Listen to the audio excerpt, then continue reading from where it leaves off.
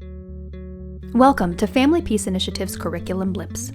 In this podcast, we provide fast and easy resources for facilitators using the FPI suite of curricula to help you prepare before stepping into a group room. Whether you're brand new to BIP facilitation or using drive time to refresh yourself on familiar concepts, these blips are intended to help you get in the right frame of mind as you head into group. You'll hear from seasoned staff and FPI curricula authors on the key concepts and goals of each lesson, as well as what to expect from group members in these conversations. Today, we're closing out Section 6 on Parenting with Respect. Steve Halley, co-founder and co-director of the Family Peace Initiative, walks us through our final section with discipline versus punishment. Let's get right to it. Section 6, Week 3 of the Respectful Parenting section, or Parenting with Respect. Now we're getting into the second objective, right? We're talking about attachment and really trying to argue that, and now we're trying to bring that into how do we discipline and punish our kids, and why do we not want to be moving toward corporal punishment and violent, aggressive behavior towards our kids. And so I love to start this session with just kind of telling people about what it was like for me to be in the delivery room when Dorothy was giving birth to our son Max. It was an amazing experience for me. And when Max was born and I saw his umbilical cord cut, I had these dreams and visions of who this boy, this baby, newborn human being was going to be when they reached adulthood at age 25. And I felt like it was mine and Dorothy's job to help Max to become the person who we had hoped that he might become. And then I take the story and move it to ask the men about how many of them were in the delivery room when their kids were born. And many of them have, probably most would have said that they were in the delivery room. And I like to point out to them that they are literally pioneers in the world of parenting, because it wasn't really until roughly 1970 before men started becoming more involved in the delivery and actually being invited into the delivery room instead of being chased away. In a lot of ways, men have not really been raised in a social environment where they've learned how to do the parenting. It was really been, given to the women for centuries. And now here we are. We are changing diapers, we're carrying diaper bags, we're getting up in the middle of the night, and we're feeding our kids and comforting them and doing things that men haven't been trained to do, maybe in the history of humanity. And so I asked them to imagine, their son, they're in the delivery room with their partner, and they're giving birth to their son or their daughter. And then we make a list on the board by asking, what was your dreams for your child, your daughter, your son? What was the dreams of what you wanted them to be? What qualities, characteristics might they have by the time they become an adult? For boys, that's roughly age 25, and for girls, it's roughly age 22 when the brain is fully developed. And so we just make a list. And surprisingly, the list of what we dream for our kids, it doesn't matter what group or organization makes this list, it's almost always the same. We want kids to be happy, we want them to be healthy, we want them to be able to have good relationships, we want them to be humble, we want them to be kind and trustworthy. These are the things that end up on the list. We all kind of want the same things for our kids. And we literally know how to get this. We know that attachment is the best chance we have of raising our kids so that they can achieve their full potential. Attachment's the deal.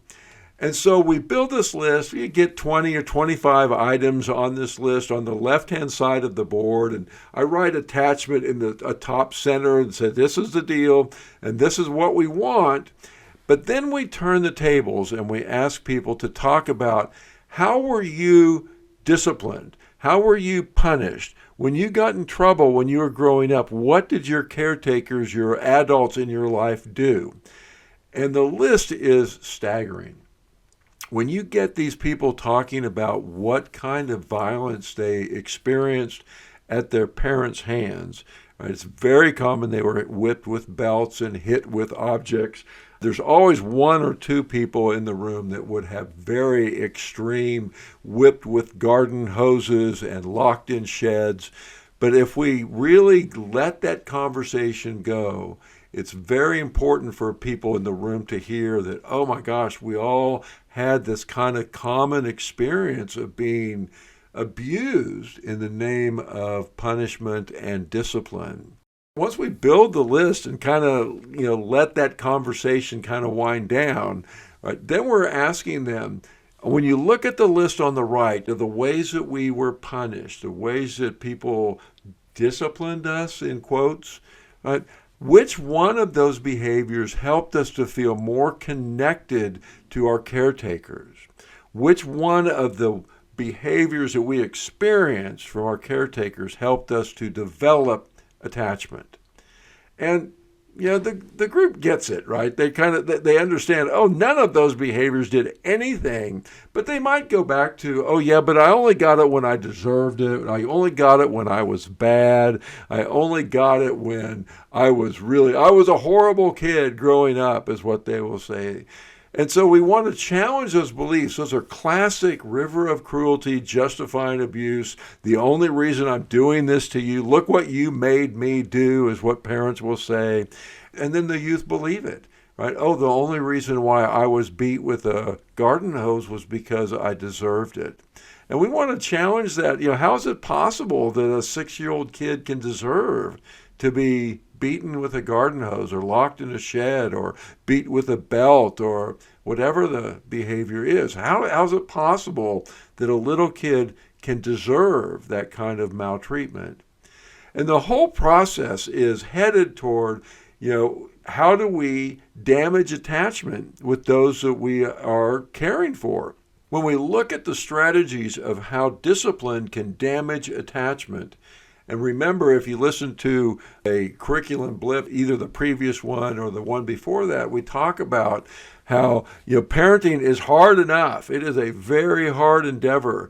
But anything we do that damages attachment makes our difficult job even harder. And it's really important that we don't do that to ourselves, not to mention inflicting this damaging attachment experience on our kids.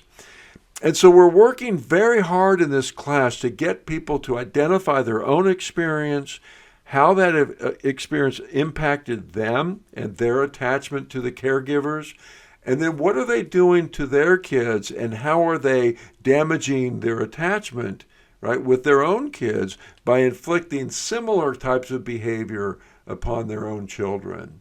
And if we can get that established, then in the next section we talk about how to be able to parent without punishment, right? Parenting through promises. How do we use strategies to teach our kids that don't have to involve inflicting pain and suffering on them in order to, in theory, teach them a lesson, right? So that's what we're after in this section, and I think it's really important because we want them to challenge their belief that corporal punishment is a good thing, that somehow it helps people to become the good people that they are. We know that people in prison are almost 100%, almost unanimously experience corporal punishment when they were growing up. And in the juvenile detention centers, it's not that kids are not being disciplined enough. It's that violence was being used toward kids, and they end up, if you want to, as Bruce Perry says, if you want a kid to be kind, you have to parent them with kindness. And if you want a kid to be mean, be mean to them, and we produce what we do. And so I think I would leave it right there, that Bruce Perry is on top of it. The inflicting trauma traumatizes our youth and damages that attachment, and that's exactly what we don't want to be doing. And so I would encourage you to have all those discussions and get a conversation going with your group on what it was like to experience corporal punishment, what kind of extreme behaviors or extreme punishments did they experience, and how do we do it differently with our kids so that we can get a better outcome? Corporal punishment is one of the ways that the river of cruelty flows from generation to generation. It's important that our group participants understand this process so that they can do something different in their own lives. Thanks for preparing for your group with us today. If you have questions, stucks, or if there's a section of the curriculum you'd like to hear us explore in more detail, we'd love to hear from you. Email us at reception@familypeaceinitiative.com or submit a contact form on our website. Family Peace Initiative, working to serve our clients and community with compassion, integrity, and expertise.